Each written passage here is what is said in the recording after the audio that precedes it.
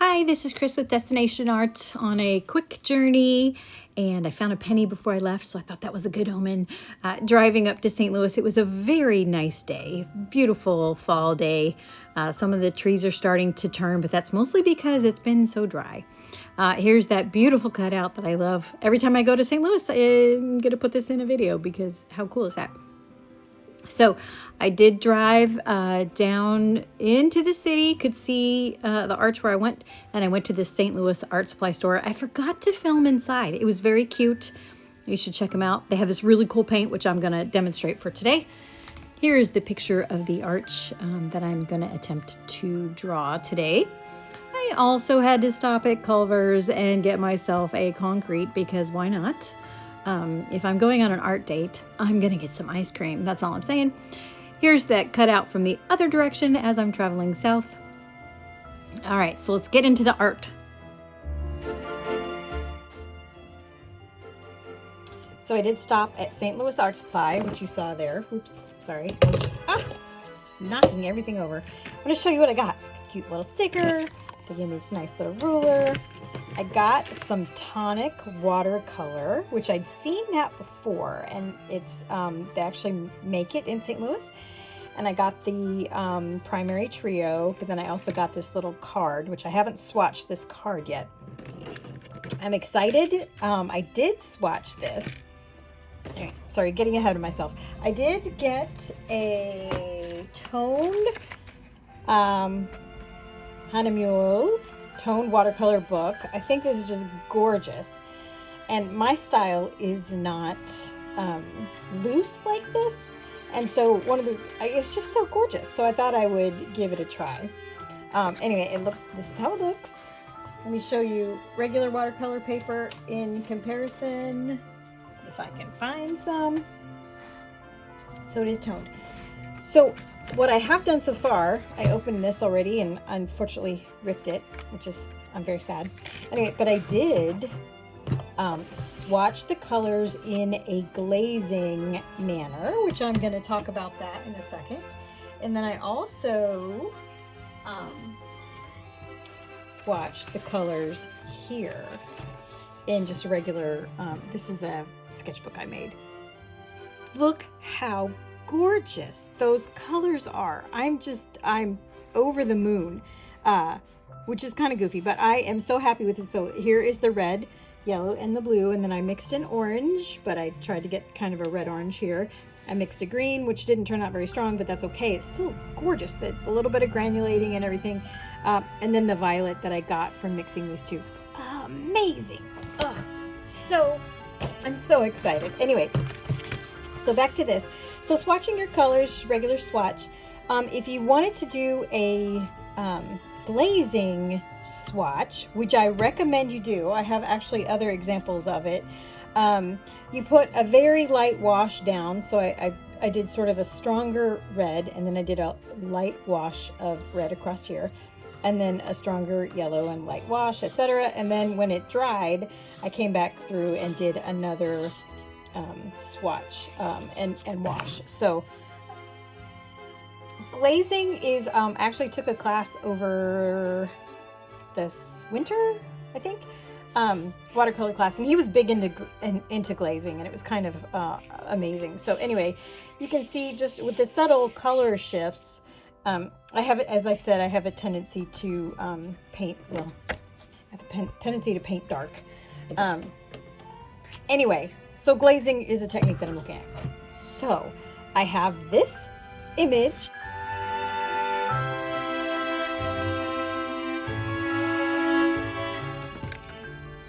that I am going to put into my new toned watercolor sketchbook. Yay!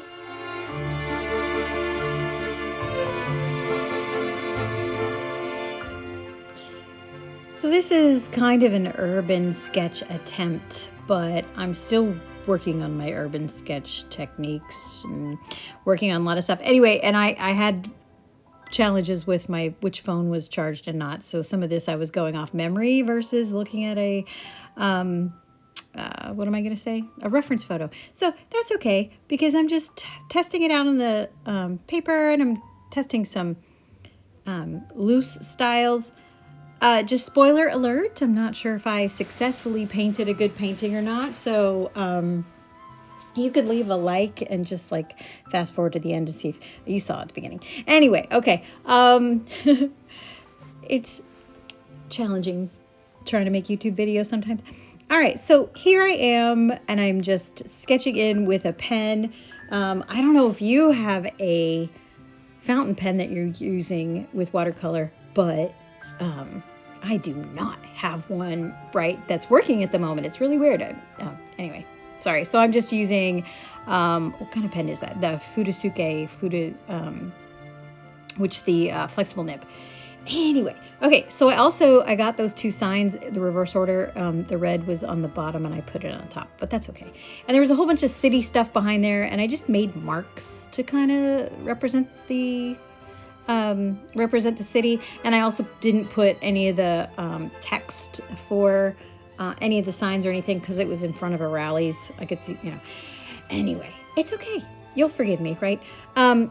So I'll come back when I start the painting.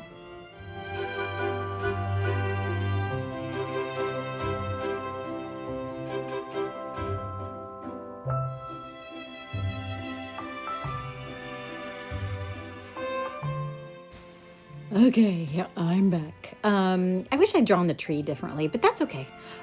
Just laying in some blue just to represent the sky. It's not any important part of this. Still getting used to the paint and getting used to the paper. And, it's like you should practice more before you make a YouTube video and stuff. But anyway, that's fine. So the challenges that I did have with this was, since it's just a primary set, I needed to mix some grays, and so you will see me spending a lot of time mixing grays. And yeah, it was kind of interesting. It does make an interesting gray. So I started with kind of a purple-ish and then added some yellow, but I did find that the yellow pigment and the red pigment are very strong, and the blue pigment is very granulating. Anyway, but you'll see I'm getting more of a purple there, and then still adding some yellow, and then getting, isn't that, yep, nice gray in there. So I was comparing it to the tree that they had on the other one. I was challenged with, I was trying to get a light wash, so I had a lot of water here, but you'll see later on I was challenged with trying to get even a darker gray because I hadn't spritzed the paints because I'm still learning. Anyway, all right, well, I will come talk to you when we get closer to the end of the painting.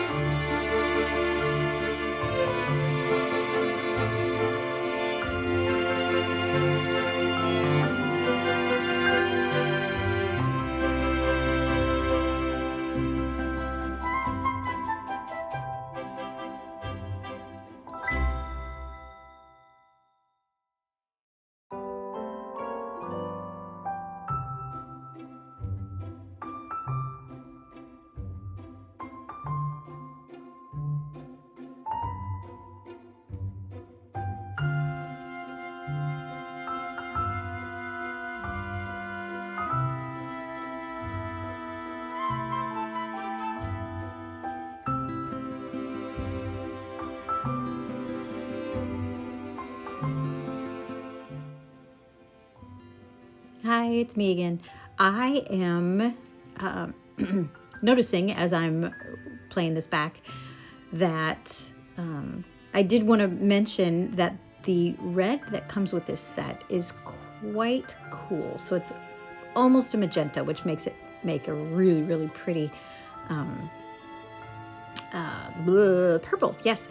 And if you want it, I wanted it to be a little bit redder, so I added a little bit of yellow to it. So the rally sign at the bottom is redder than the upper sign because I added more yellow to it. I decided to do some splatter because I've been watching some people on YouTube who do that, which is pretty cool. And then trying to get an even darker gray to use on the tree. And it was a little annoying, so I used a sponge, which I don't know if I like the technique, or you know what I mean? I don't, let me rephrase that. I think I overdid the sponge and I don't have enough of the other two values. So that's more of a medium value, and I sort of already covered up all of the light values, so that was a mistake. But that's okay, still learning. The lesson here is to just try your best. Is that the lesson? I don't know. Anyway, I also, I made a mess of my paints when I get the, oh, look at that. Look at that gray that I just made. I made a mess of the paint when I got the sponge out. Total mess. And so I had to go clean them in the sink, and I was like, I'm wasting paint. Anyway, but your yellow, you can't have a dirty yellow. I mean, you can kind of have a dirty red, and you can't have a dirty yellow. Okay, anyway, please like and subscribe, and I hope you go out and paint something and have a fabulous day.